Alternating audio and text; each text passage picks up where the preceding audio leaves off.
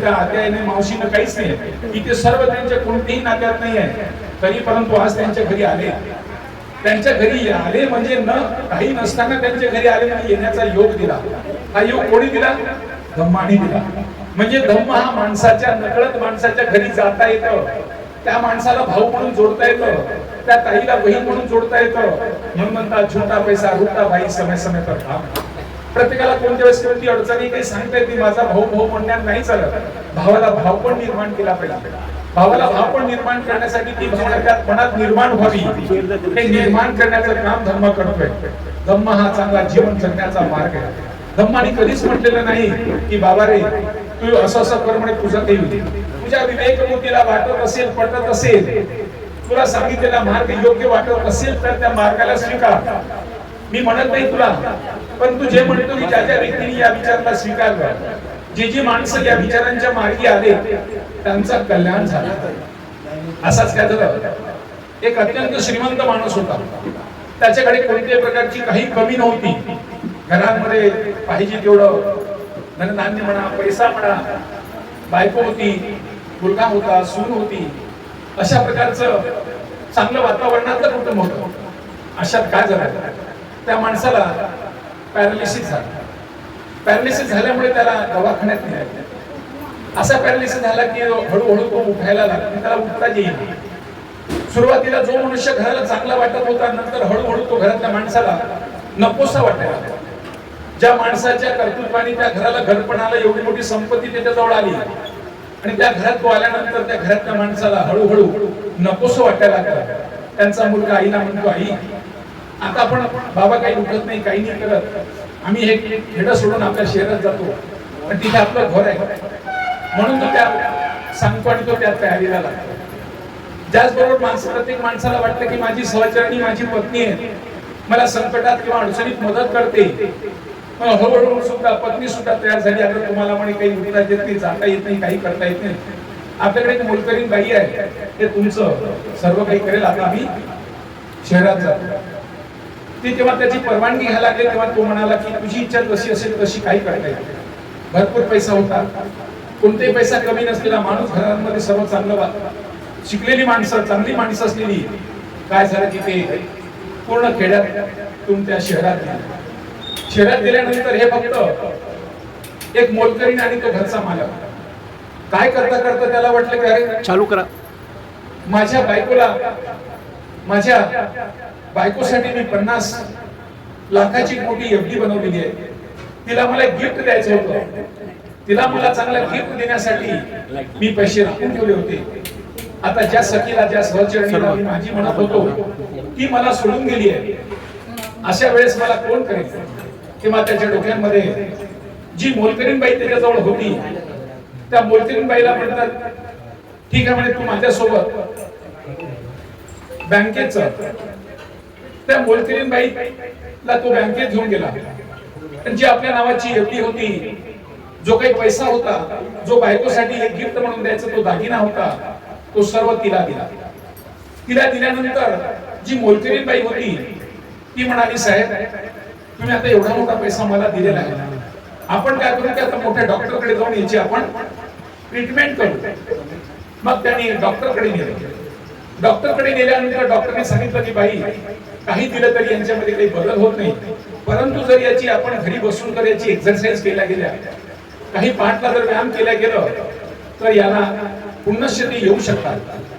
ती मोलकरीण बाई तिला हळूहळू दररोज त्याला मालिश करायला लागली. आपल्या हातावर पाठीवर हात ठेवून हे ठेवून तिला फिरवायला लागली. हळूहळू फिरता फिरता करता करता त्या माणसाच्या जी काही लुणे चांगले हात पाय झाले होते हळूहळू हळूहळू वाढायला. हळूहळू वाढता वाढता काय झालं की त्या माणसांमध्ये पुन्हा चालायला लागला. चालताना काय झालं की त्यांनी त्या बाईची जी मुलं होते त्याला सोबतीला घेतलं आणि त्या माणसाने पुन्हा आपला जो बिझनेस होता, जो धंदा होता, तो धंदा पुन्हा सुरू केला. आणि पुन्हा सुरू केल्यानंतर त्या मोलकरीणच्या दोन्ही पोराला चांगल्या प्रकारे आपल्या उद्योगात आणलं, त्या धंद्यात आणलं आणि तिला हे दिलं. जेव्हा त्याच्या नवऱ्या, त्याच्या कुटुंबातल्या मुलांना त्याच्या बायकोला कळायला लागलं, तेव्हा ती बायको कुटुंब मुलं त्याच्याजवळ रडायला लागले. म्हणजे म्हणून यासाठी किती पैसा असेल तो महत्वाचा नाही, पण धम्म जीवन जगण्यासाठी संस्कारित असणं आवश्यक आहे. माझी कर्तव्य आणि माझी जबाबदारी काय आहे, या आईनं ह्या बापाने मला काय केलं गेलं, मी ज्याची सहचरणी आहे, मी माझी पत्नी म्हणून काय आहे. खरी गरज तर तुम्हाला त्याच वेळेस आहे ज्यावेळेस तुम्ही संकटात असता, ज्यावेळेस तुम्ही अडचणीत असता. काही माई माऊली अशा करतात की त्यांचं पूर्ण आयुष्य त्या व्यक्तीचं पूर्ण सेवेतच पूर्ण घालतात. परंतु अशाही काही महिला आहेत की ज्यावेळेस त्याच्यावर अडचण आली त्यावेळेस त्याला सोडल्या गेलं. जेव्हा त्याच्याकडे संपत्तीचा पुन्हा उजाळा आला, पुन्हा भरभराटी आली, त्या महिला त्या मोलकरीणला त्याच्या मुलाला त्यांनी चांगल्या प्रकारचं ते दिल्या गेलं. म्हणून नेहमी म्हणतात की धम्मजीवन जगताना मी कोण आहे, माझी जबाबदारी मला कळली पाहिजे, माझे कर्तव्य मला कळलं पाहिजे. धम्म सांगत असताना काही सांगत नाही, तू कोण आहेस. आता तुला तुझी जाणीव झाली पाहिजे. जोपर्यंत मला माझी जाणीव होणार नाही मी कोण आहे तोपर्यंत माझी कर्तव्य जबाबदारी निभवणार नाही.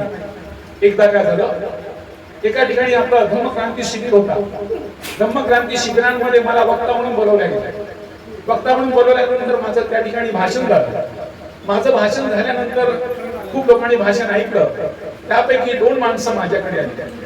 2 माणसापैकी एक माणूस का म्हणतो की सर तुमचं भाषण अतिशय चांगलं झालं, परंतु हा माझा मुलगा जो आहे तो माझा ऐकतच नाही, याला काहीतरी सांगा. असं म्हणून तो मुलांच्या पाठीवर हात ठेवत होता आणि ते सांगत होता याला काहीतरी सांगा. तो सांगत असताना तेवढ्यात दुसरा एक माणूस आला.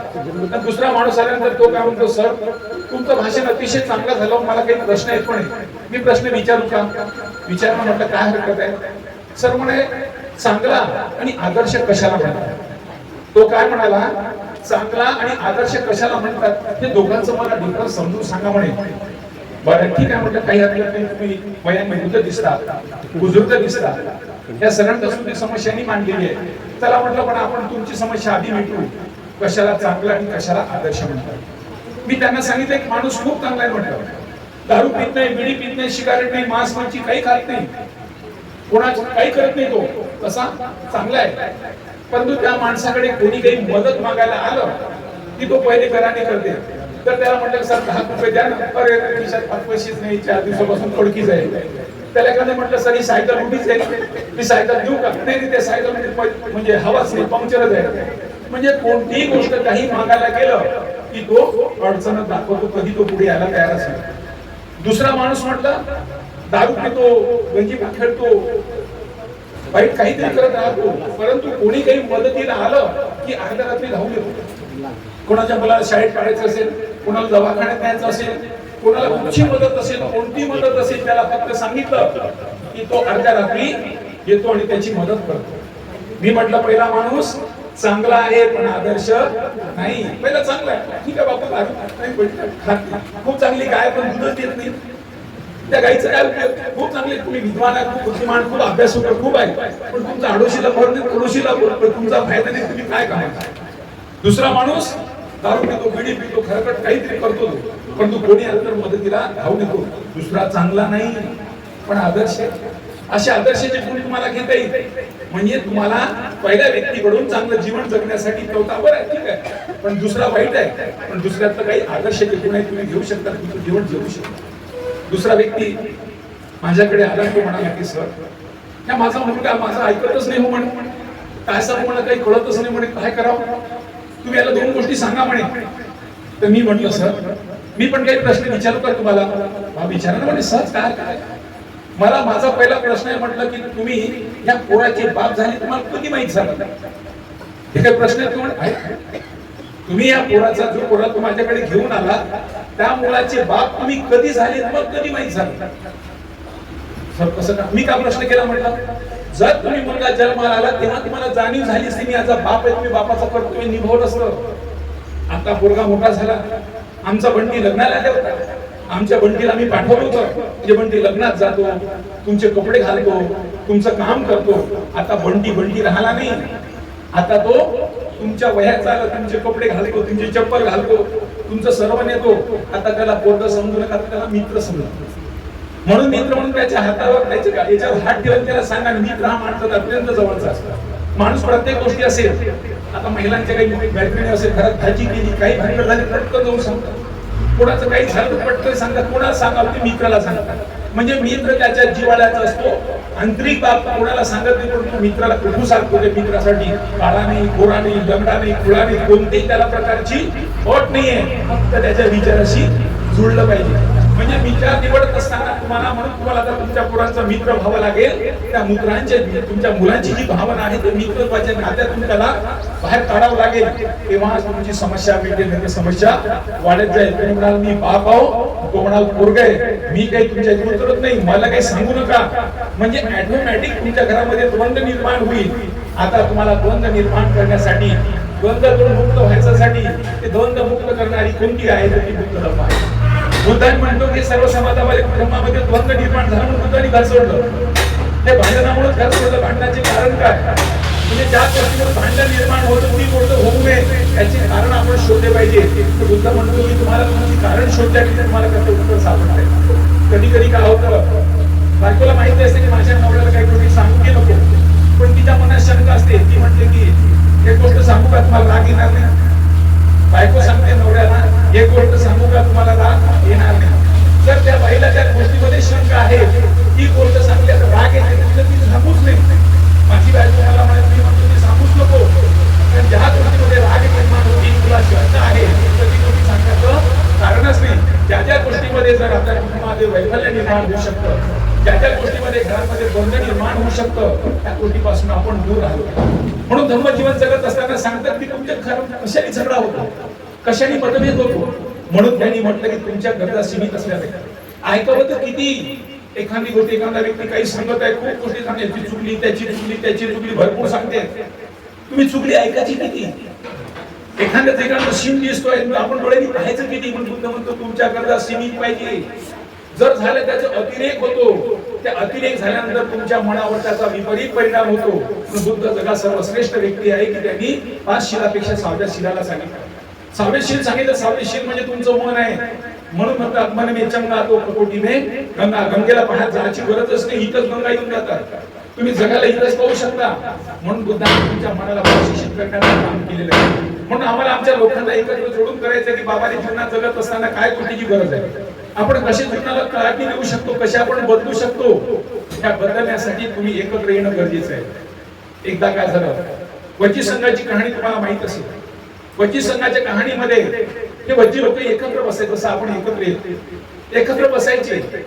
परंतु त्या राजाला वाटलं की हे वज्जी लोक एकत्र येतात, त्यांची हुकूक आहे, त्यांच्या म्हणजे भरभराटी येत आहे. ही भरभराटी येत असताना आपल्याला याच्यातून यांना आपण हरवलं पाहिजे, हा राज्यांचा जिंकला पाहिजे असं राजाला वाटलं. पण त्या राजाला वाटलं की हे करण्यापूर्वी आपण बुद्धाकडे गेलो पाहिजे. हा मार्ग काढण्यासाठी आपण बुद्धाला विचारलं पाहिजे की आपण त्याच्यावर आक्रमण करू शकतो, युद्ध करू शकतो, त्यांना जिंकू शकतो का. म्हणून तो तथागतांकडे आला. तथागतांकडे आल्यानंतर तथागतांचा शिष्य आनंद होता. आनंदाकडे आल्यानंतर त्यांना वाटले की हे राजे कशासाठी आले. तथागत हे काही समस्या घेऊन आला. यांना वज्जी लोकांचा जो संघ आहे त्याच्यावर यांना आक्रमण करायचं आहे. तर तथागत म्हणाले की आनंद, वज्जी लोक एकत्र येतात का. हो तथागत, त्यांना कोणी हारू शकत नाही. ते एकत्र येऊन एका गोष्टीवर चर्चा करतात का. हो तथागत, एका गोष्टीला घेऊन ते पुढे घेतात का. हो तथागत, त्यांना कोणी हारू शकत नाही. त्यामध्ये वडीलधारी माणसाचं ते मान सन्मान करतात का. हो तथागत, त्यांना कोणी हारू शकत नाही.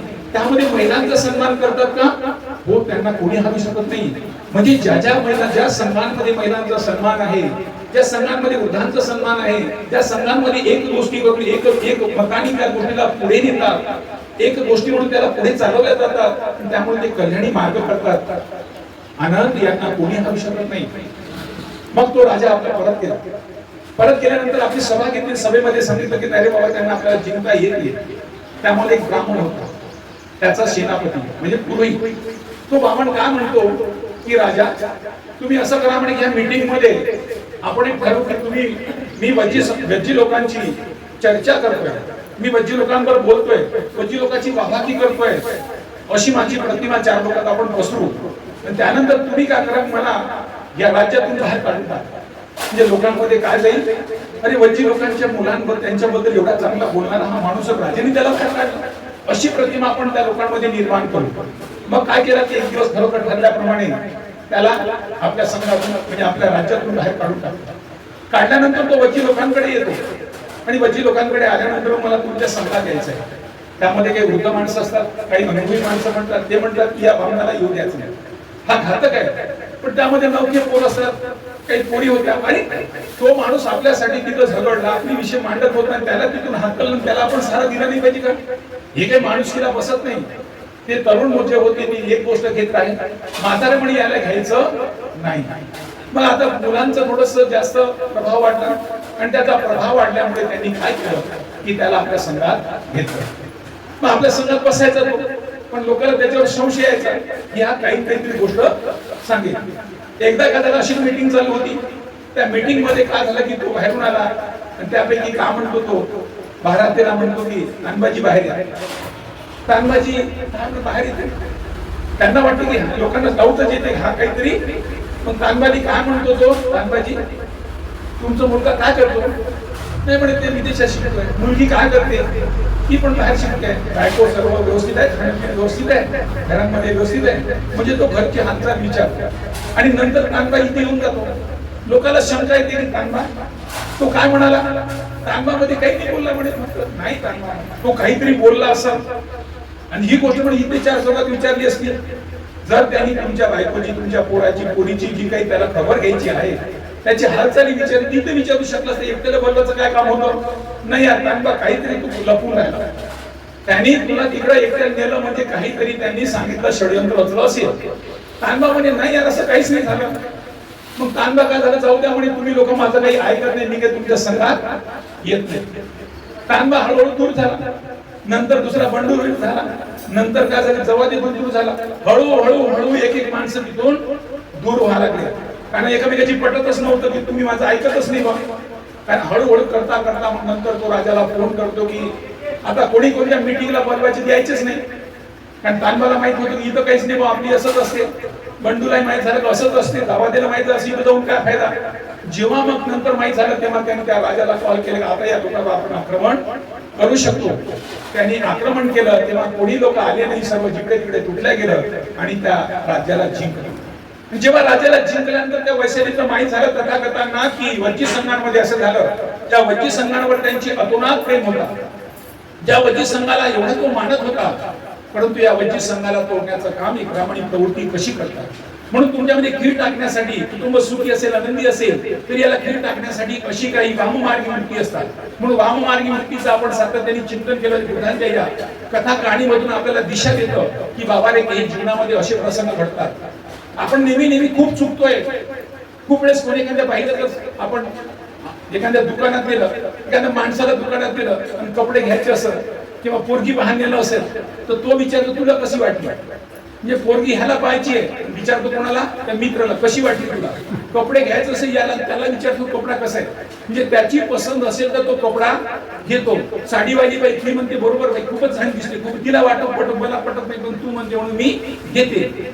पोरगा लग्नाचंही तसंच असते, तू आहे म्हणून तुला पसंत म्हणून मी लग्न केलं. म्हणजे खूप वेळेस आपण अशा दुर्दैवात पडतो की आपली स्वतःची आवड नाही, निवड नाही, परिचय नाही, दुसरा निवड करेल त्या निवडीनंतर मग आपण प्रस्तावाच्या रांगेत येतो. हाती तेल गेलं हाती दुपार नको रडत बसा. म्हणून बुद्ध म्हणतो कोणती गोष्टी करत असताना चिकित्सा करा. ही गोष्टी योग्य की अयोग्य पहा. तुमच्या तर्कसंगत बुद्धिसंगताला तुम्ही योग्य वाटत असेल तर पहा. एकदा काय झालं, आम्ही एक मुलगी पाहायला गेलो. आता मुलगी पाहण्यासाठी जातातच, तर त्यांनी मला नेलं.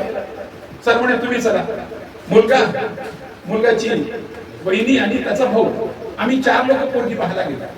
पोरगी पाहायला गेल्यानंतर मग पोरगी पाहणं झाल्यानंतर ती त्यांची मिसेस होती. वहिनी कशी पोरगी वाटली. तर वहिनी काय म्हणते की अरुणला पसंत आहे ना म्हणे. अरुणला पसंत आहे म्हणे.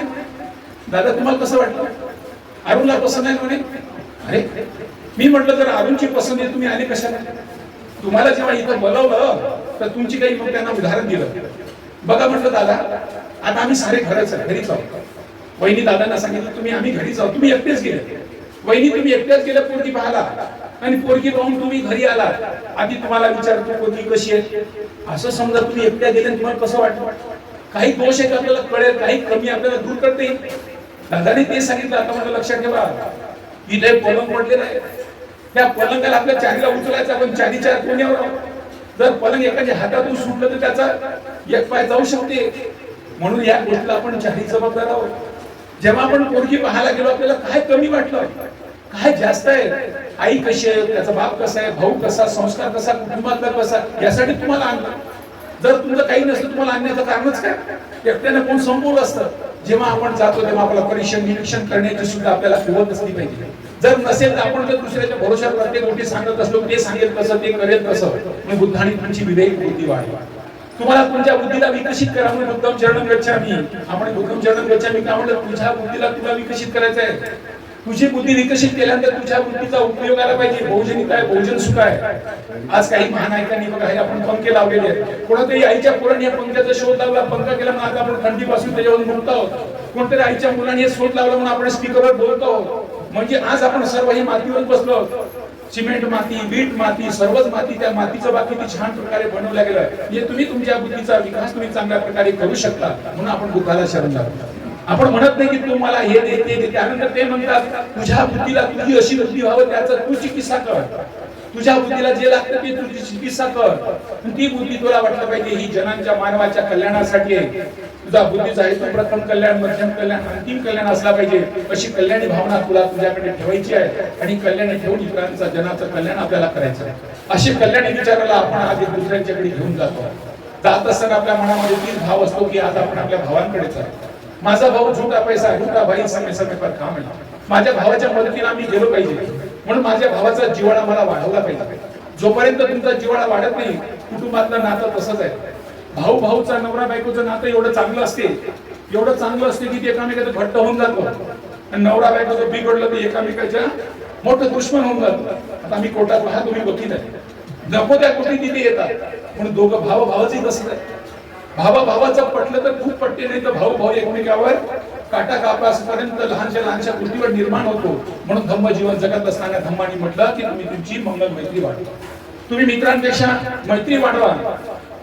मैत्रीचं काम आहे सातत्याने देणं.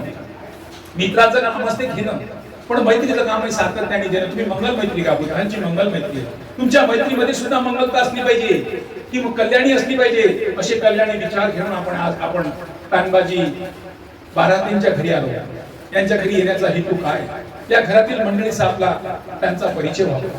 त्यांना माहित असावं की माझे बंधू माझ्या घरी आला, माझ्या बंधूचा मला सन्मान. किती छान प्रकारे आपल्याला जे रोडवर येताना तिथे सुद्धा त्यांनी फुलांच्या पाकळ्या केल्या, रांगोळी काढल्या गेली. घरातली महिला, घरातले पाहुणे, त्यांचे अडोशी पडोशी, त्यांचे नातं हे सर्व आपल्या स्वागतासाठी सत्कारासाठी आहे.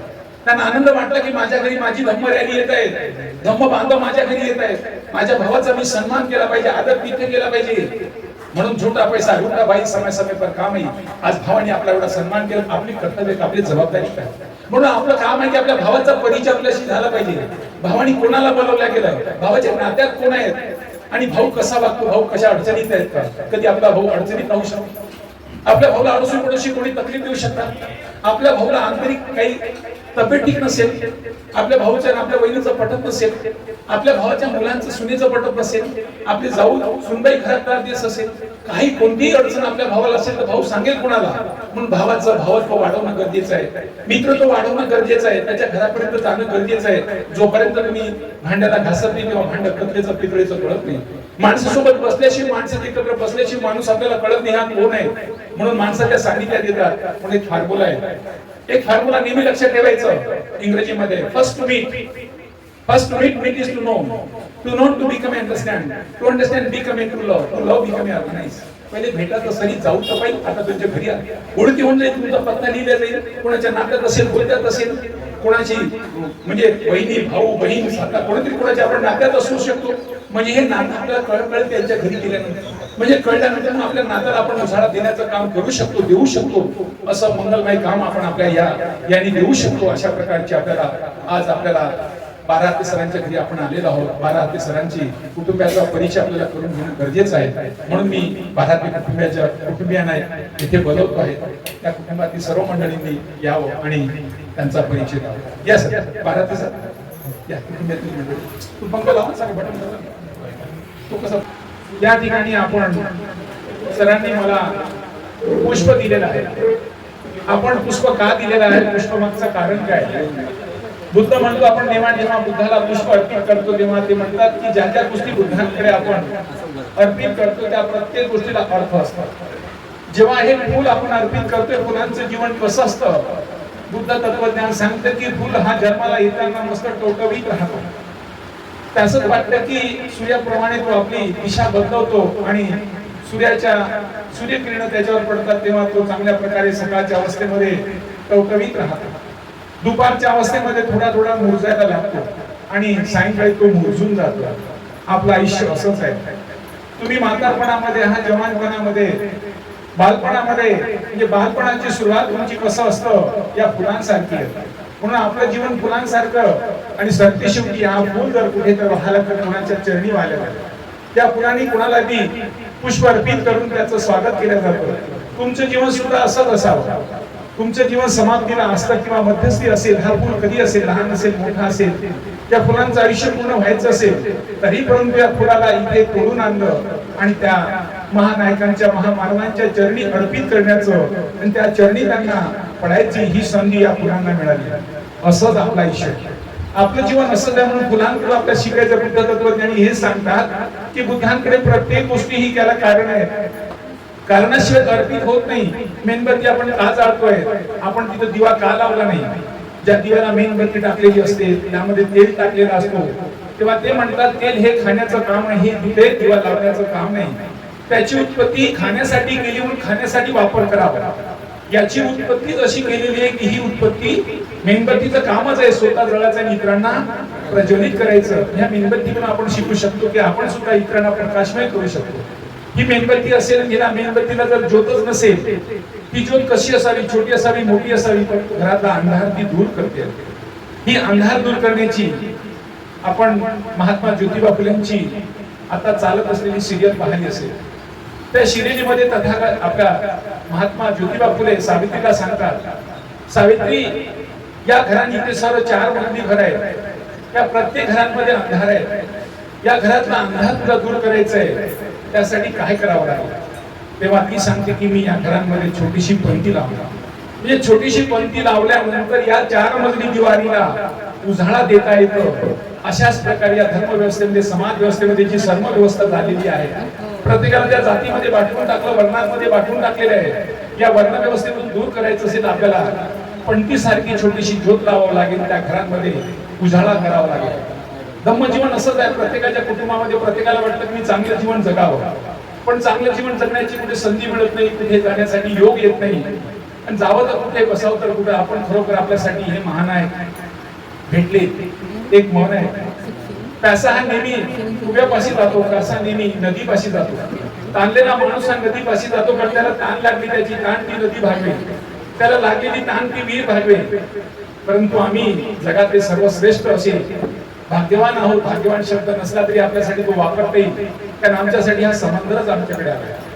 या समुद्राने आम्हाला आमच्या जवळ येऊन त्यांनी प्रशांत करण्यासाठी पाणी दिलेलं आहे. हे बाबासाहेब बुद्ध हे आमच्यावर आपणहून आलेले आहेत. पण ते आपणहून आलेले हे जगाची जी काही आजपर्यंत असलेली जी आपण म्हणतो ती प्रथा म्हणा, रूढी म्हणा, किंवा एखादा श्लोक म्हणा, किंवा एखादी म्हण म्हणा की विहिरीकडे तहानलेला माणूस जातो, आज आमच्याकडे विहीर झाली, आमच्याकडे समुद्र, आमच्याकडे नदी आलेली आहे. ही नदी आम्हाला जेवढं पाहिजे तेवढं तुम्हाला प्रशांत करते. त्या दोन्ही व्यक्ती प्रज्ञावंत आहेत. प्रज्ञावंत ज्ञानामध्ये फरक सांगितलेला आहे. ज्ञान म्हणजे इकडून तिकडून संकलित केलेली माहिती आणि प्रज्ञावंत म्हणजे उपजवत आलेली माहिती. ह्या महानायकांकडे उपजत आलेली माहिती आहे, त्यामुळे आपल्यासारखे जन्माला आले, आपल्यासारखे आईच्या पोटी जन्माला आले, आपल्यासारखे जीवन जगले आणि जगलेल्या जीवनामध्ये जे काही केलं ते अमापतोनात मानवी कल्याणाचा, मानवी हिताचं काम केलं. म्हणून हे आदर्श आपल्यासाठी पदोपदी पावलं पावले आहे. तुम्ही पण सुद्धा या जन्माला आलेल्या जीवनामध्ये तुमचं जीवन सफल करू शकता, इतरांचं जीवन सफल करण्यासाठी मदत करू शकता. म्हणून तुम्हाला त्या कालावधीमध्ये तुम्हाला काही ठरवावं. नमो बुद्धाय जय. मी तानबाजी 12 हाते वनराई नगर इथे राहत असतो. राठोड सर यांनी धम्म आपल्या दारी हा जो उपक्रम हाती घेतलेला आहे हा फार छान आहे. मी त्यांचे धन्यवाद मानतो.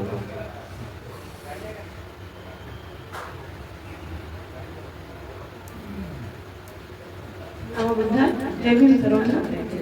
माझं नाव वर्षा तांबा 12 होते. मी सध्या रिटायर्ड झाले आहे.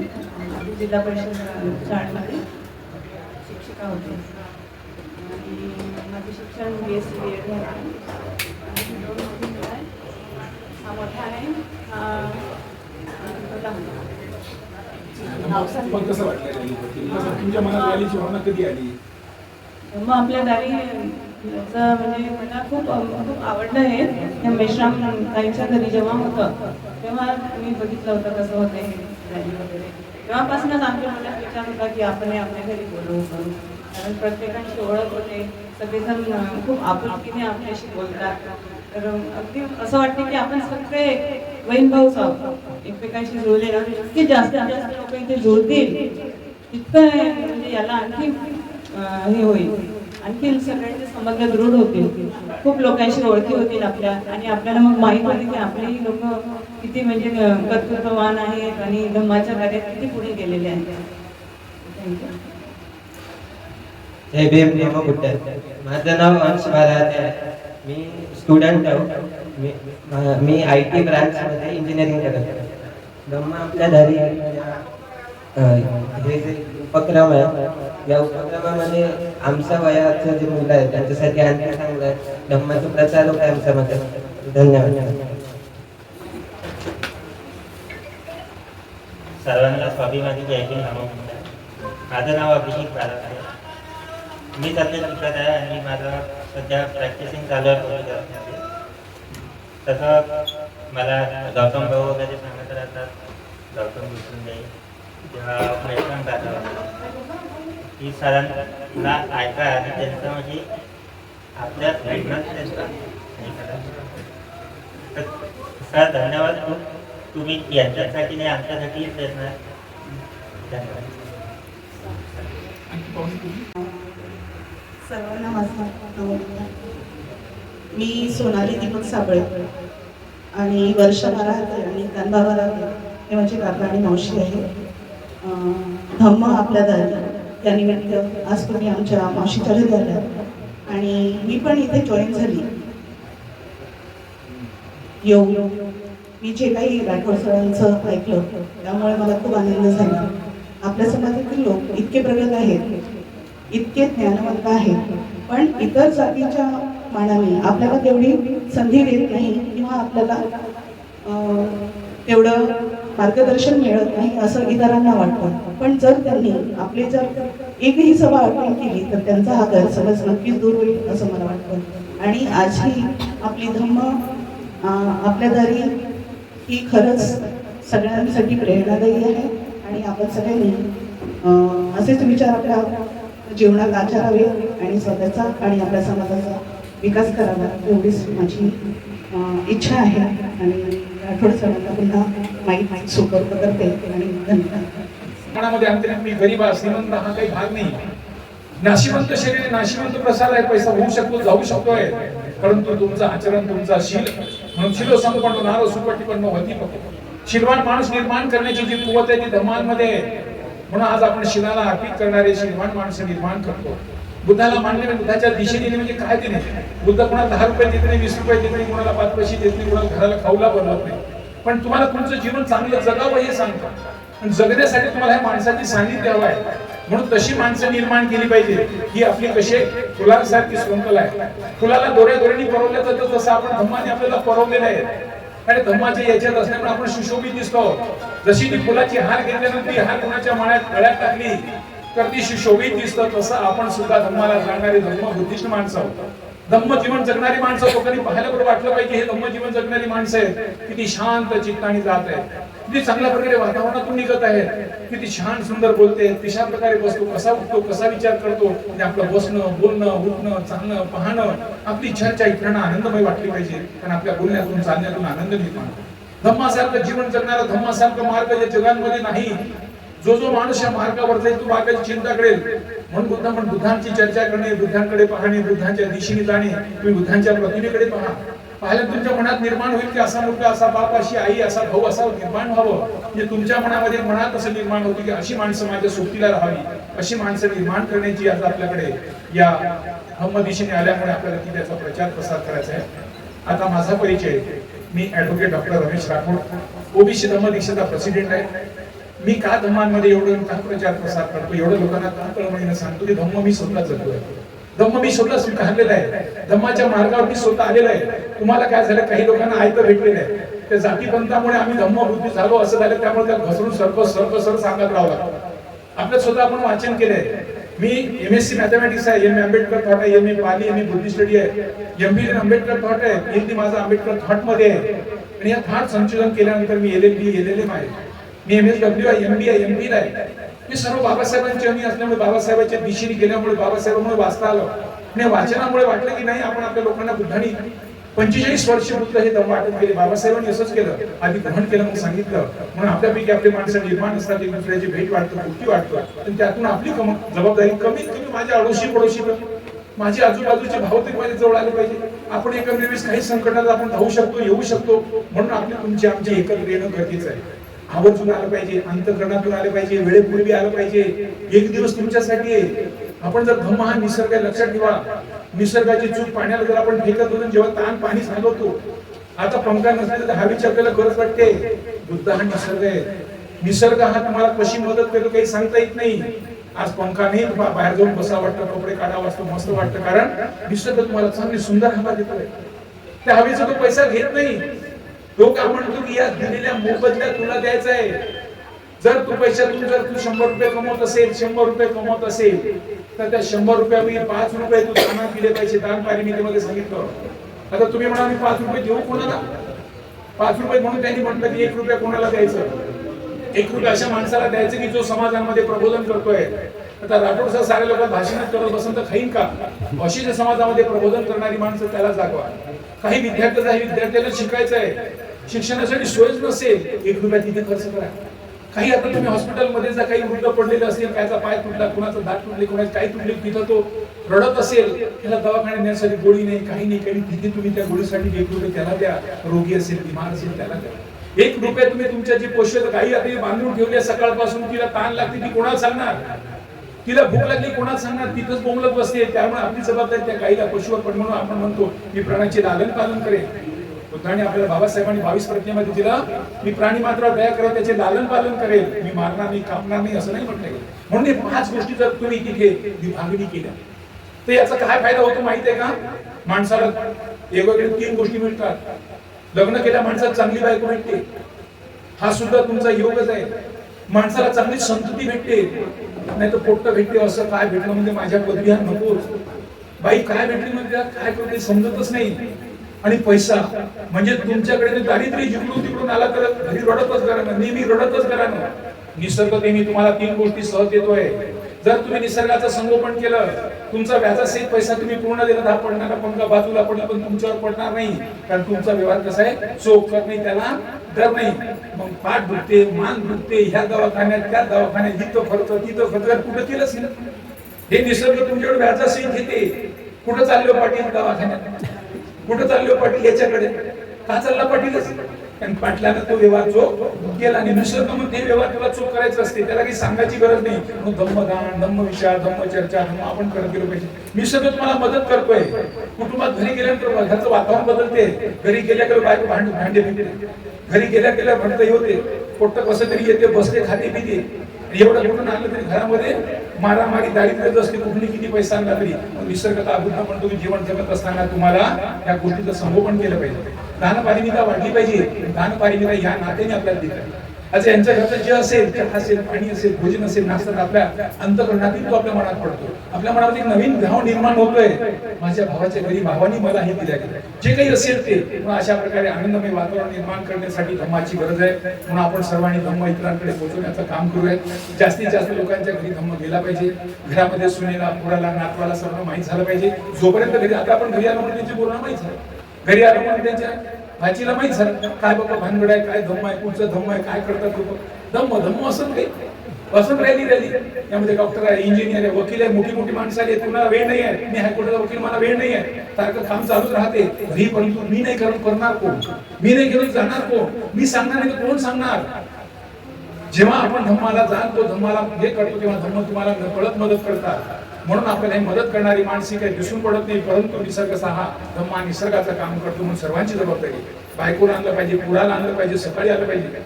आमचे आपले कांबळे सर सकाळी दोघे नवरा बायको येऊन जातात. किती आनंद पहिल्याच मात्र असं आल्याबरोबर पहिली कार्यक्रम असतात पहिले सोडले किती आनंद वाटतं, किती छान वाटतं की धम्माशी किती प्रेम आहे.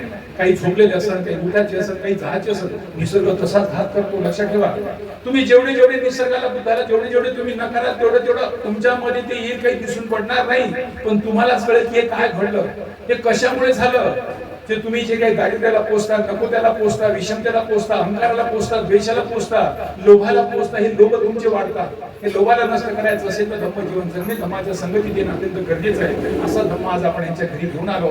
आता आपण प्रत्येकाने आपापल्या त्याचा परिचय आपण समापन गाथा घेऊन मग परिचय करू.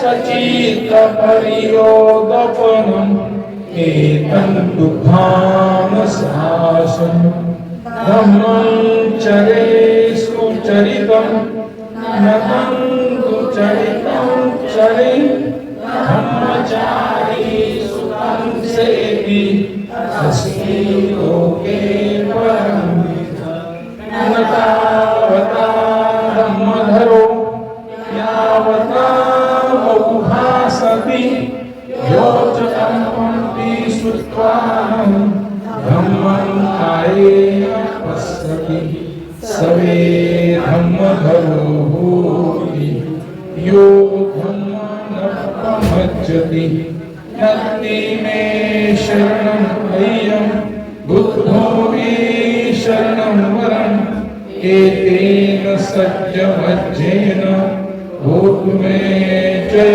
मंगलम् नत्ति मे शरणं अय्यं धम्मो मे शरणं वरम् एतेन सज्जवज्जेन भूतु मे जय मंगलम् नत्ति मे शरणं अय्यं संघो मे शरणं वरम् एतेन सज्जवज्जेन भूतु मे जय मंगलम् नमो बुद्धाय